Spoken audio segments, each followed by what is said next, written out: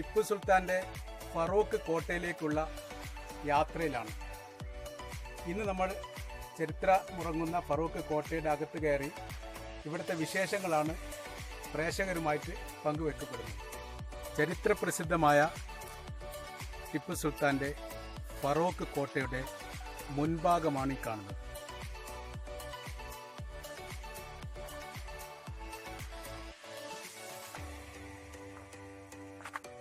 ടിപ്പുവിൻ്റെ തേരോട്ട കാലത്ത് അദ്ദേഹത്തിന് വിശ്രമിക്കാനും സർക്കാർ തലത്തിലുള്ള ഭരണ സംവിധാനങ്ങൾക്ക് രൂപം നൽകാനും ഈ ഭാഗങ്ങൾ ഉപയോഗപ്പെട്ടതായിട്ട് മനസ്സിലാക്കാൻ വേണ്ടി സാധിക്കുന്നു. ഇന്ന് ഈ ഭാഗങ്ങളൊക്കെ ഇടിഞ്ഞു പൊളിഞ്ഞ രീതിയിലാണ്. പ്രവേശന കവാടത്തിനൊക്കെ ഒരുപാട് താഴ്ചകൾ വന്നിരിക്കുന്നു. മണ്ണുകൾ നീക്കം ചെയ്യപ്പെട്ടതായിട്ടോ തൂണുകൾ നഷ്ടപ്പെട്ടതായിട്ടോ കാണാൻ വേണ്ടി സാധിക്കും. ഇതെല്ലാം താൽക്കാലിക സംരക്ഷണത്തിന് വേണ്ടി തൂണുകളാൽ താങ്ങി നിർത്തപ്പെടുകയാണ്. ലക്ഷക്കണക്കിന് രൂപയാണ് ആർക്കിയോളജിക്കൽ സർവേ വ്യത്യസ്തപരമായിരിക്കുന്ന ചരിത്ര വസ്തുക്കൾ സംരക്ഷിക്കാൻ വേണ്ടി ചെലവഴിക്കുന്നത്. എന്നാൽ കോഴിക്കോടിൻ്റെ ചരിത്രമുറങ്ങുന്ന ഈ ഭൂമിയിൽ ടിപ്പുവിൻ്റെ ഫറോക്ക് കോട്ടയിൽ ഇത്തരമൊരു സംരക്ഷണ സംബന്ധമായിരിക്കുന്ന കാര്യങ്ങൾ നൽകിയിട്ടില്ല എന്ന് ഇതിൻ്റെ ആന്തരിക ഭാഗങ്ങൾ പരിശോധിക്കുന്ന സമയത്ത് മനസ്സിലാക്കാൻ വേണ്ടി സാധിക്കും. തൂണിൻ്റെ ഭാഗങ്ങൾ ഇടിഞ്ഞ് വീണ നിലയിൽ താഴെ കാണാൻ വേണ്ടി സാധിക്കും. വേണ്ട രീതിയിൽ സംരക്ഷിക്കപ്പെടുന്നില്ല എന്നുള്ളതാണ് ഇതിൽ നിന്നും മനസ്സിലാക്കാൻ വേണ്ടി സാധിക്കുന്നത്. ഈ കോട്ടയിൽ ഒരു ജനാല പുറത്തോക്ക് കാണാൻ വേണ്ടി സാധിക്കും. അകത്തേക്ക് കയറാൻ 4 ദ്വാരങ്ങളുള്ള ഭാഗമാണ് കാണുന്നത്.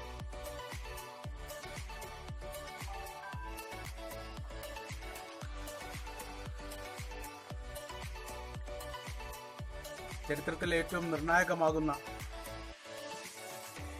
കോട്ടകളിൽ ഒന്നാണ് ഫറോക്ക് കോട്ട എന്ന് രേഖപ്പെടുത്തിയിട്ടുണ്ട് ബ്രിട്ടീഷ് ചരിത്രകാരന്മാർ. അതിനോടനുബന്ധിച്ചുള്ള സംരക്ഷണം സർക്കാരിൻ്റെ ഭാഗത്തുനിന്നും കാണാത്തത് ഖേദകരമാണ്. ഇത് കോട്ടയുടെ മേൽഭാഗത്ത് തകർന്നു കിടക്കുന്ന ഭാഗമാണ്. കോട്ടയുടെ പിറകുഭാഗം ഈ തരുണത്തിലാണ് കാണാൻ വേണ്ടി സാധിക്കുന്നത്.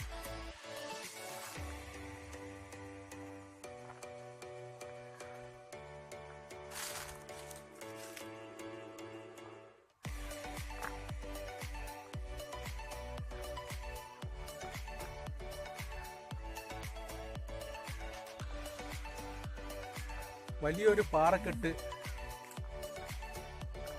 ഇടിച്ചു തുരന്ന് ഗുഹാ കവാടം ഉണ്ടാക്കിയതായിട്ടാണ് അനുമാനിക്കപ്പെടുന്നത്. ഈ ഭൂമിയുടെ ഘടനയും രൂപവും കാണുന്ന സമയത്ത് അങ്ങനെയാണ് മനസ്സിലാക്കാൻ വേണ്ടി സാധിക്കുന്നത്. മേൽഭാഗത്ത് കയറിയാൽ സാധാ ഒരു പറമ്പ് പോലെയാണ് ബോധ്യമാകുന്നത്.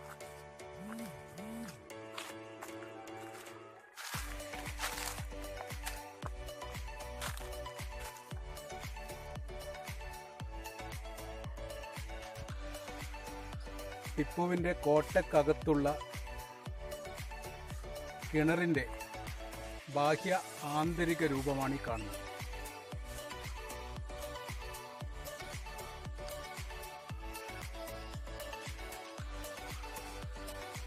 കോട്ട സംരക്ഷണ സമിതിയുടെ ഫ്ലക്സ് ഇതിൻ്റെ ഭാഗമായിട്ട് കാണാൻ വേണ്ടി സാധിക്കും. ഇതിൻ്റെ കാഴ്ച ഇങ്ങനെ വരുന്നുണ്ട്.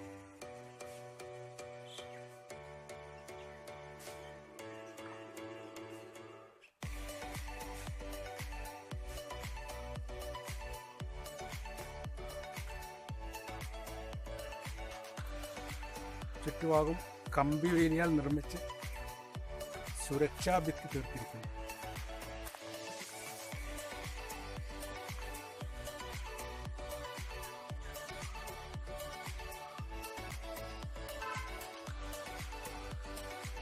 സംരക്ഷണ കിണറിനോട് ചേർന്നുള്ള ഊട്ടുപുരയാണ് ഈ തകർന്ന നിലയിൽ കാണാൻ വേണ്ടി സാധിക്കുന്നത്.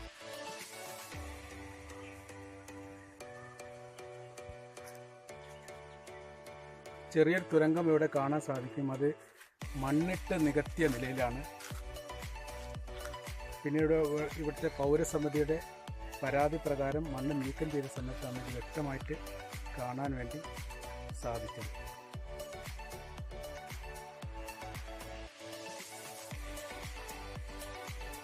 തകർന്നു പോകുന്ന ഒരു ചരിത്ര സ്മാരകത്തിൻ്റെ ഓർമ്മയാണ് യഥാർത്ഥത്തിൽ ഫറൂഖ് ടിപ്പു സുൽത്താൻ കോട്ട എന്ന് പറയുന്നത്. ചരിത്ര പ്രസിദ്ധമായ ടിപ്പു സുൽത്താൻ്റെ ഫറൂഖ് കോട്ടയിലാണ് നമ്മളിപ്പോൾ നിൽക്കുന്നത്. ടിപ്പു സുൽത്താൻ്റെ തേരോട്ട കാലത്ത് മൈസൂരിൽ നിന്ന് പാലക്കാട്ടേക്ക് പോകുന്ന വഴി വിശ്രമത്തിനായിട്ടാണ് ഈ സ്ഥാപനം നിർമ്മിക്കപ്പെട്ടത് എന്ന് അനുമാനിക്കപ്പെടുന്നു. അദ്ദേഹത്തിൻ്റെ പൗരാണ നിർമ്മിതിയിൽ ഏറ്റവും പ്രസിദ്ധമാണ് ഫറൂഖ് കോട്ട. എന്നാൽ ഇത് സ്വകാര്യ വ്യക്തികളുടെ കൈവശത്തിലേക്ക് എത്തിയതോടുകൂടി ഇതിൻ്റെ പ്രവേശന കവാടത്തിനും പിറകുവശത്തും ഇടിഞ്ഞു പൊളിഞ്ഞ് ഭൂമിയോട് ചേർക്കപ്പെട്ട രീതിയിലാണ് കാണപ്പെടാൻ സാധിക്കുന്നത്. അപ്പോൾ ഇതിനെക്കുറിച്ച് പുറത്ത് നമ്മുടെ കേരളത്തിന് പുറത്താണെങ്കിലും ഈ ജില്ലക്ക് പുറത്താണെങ്കിലും വ്യത്യസ്തമായ അഭിപ്രായങ്ങളും കാര്യങ്ങളും അഭിപ്രായങ്ങൾ വരുന്നു.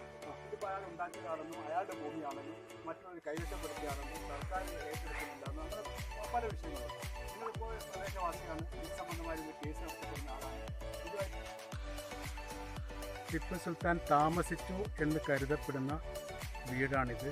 പിന്നീട് പുനർനിർമ്മിച്ച് ഈ രൂപത്തിൽ സംരക്ഷിക്കപ്പെടുകയാണ് ചെയ്തത് എന്ന് വിശ്വസിക്കപ്പെടുന്നു. കോട്ടയോട് ചേർന്ന് 50 മീറ്റർ അകലത്തിലാണ് ഈ വീട് നിലനിൽക്കുന്നത്. ഇതിൻ്റെ ബാക്ക് ഭാഗമാണ് നമ്മളിപ്പോൾ കണ്ടുകൊണ്ടിരിക്കുന്നത്. ടിപ്പു സുൽത്താൻ താമസിച്ചു എന്ന് കരുതപ്പെടുന്ന വീടിൻ്റെ ഫ്രണ്ട് പേജ് ഗവൺമെൻറ് തലത്തിൽ സംരക്ഷിക്കപ്പെട്ട രൂപത്തിലാണ് ഈ കാണുന്നത്. എങ്കിലും പൂർണ്ണമായ രീതിയിലുള്ള ഒരു സംരക്ഷണ രൂപം ഇവിടെ നിന്ന് മനസ്സിലാകുന്നില്ല. തകർന്ന് കിടക്കുന്ന രൂപത്തിലാണ് പല ഭാഗങ്ങളും കാണുന്നത്. ചരിത്രശേഷത്തിൻ്റെ മറ്റൊരു ഭാഗമായിട്ട് ഈ വീടിനെ ചരിത്രകാരന്മാർ അടയാളപ്പെടുത്തുന്നു. അകത്തേക്കുള്ള പ്രവേശനം തടയപ്പെട്ട നിലയിലാണ് കാണാൻ സാധിക്കുന്നത്.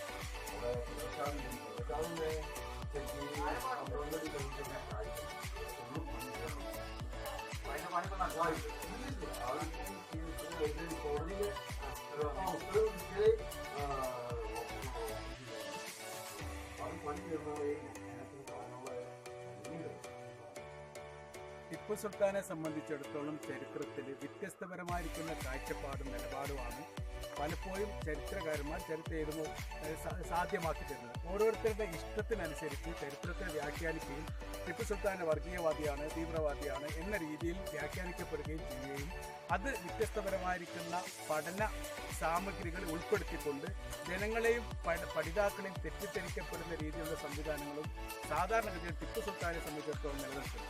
ഇവിടെ മനസ്സിലാക്കേണ്ട ഏറ്റവും പ്രധാനപ്പെട്ട കാര്യങ്ങളിൽ ഒന്ന്, ഈ ബ്രിട്ടീഷുകാരോട് നേർക്ക് നേരെ മുഖാമുഖം ഏറ്റുമുട്ടി മരണപ്പെട്ട ഒരേ ഒരു നാട്ടുരാജാവ് ടിപ്പു സുൽത്താൻ മാത്രമാണ്. മറ്റുള്ള ഒരു രാജാക്കന്മാരും മുഖാമുഖം ഏറ്റുമുട്ടിയിട്ട് മരണപ്പെട്ടിട്ടില്ല. അതുകൊണ്ട് തന്നെ അയാളുടെ ചരിത്രങ്ങളും അയാളുടെ സംഭവങ്ങളും അയാളുടെ ജീവിതക്രമങ്ങളും ഓരോ പഠിതാക്കളെയും ഓരോ വിദ്യാർത്ഥികളെയും ഓരോ വിഭാഗം ജനങ്ങളെ പ്രത്യേകം പഠിക്കാനും മനസ്സിലാക്കാനും ഉതകുന്ന തരത്തിലാണ്.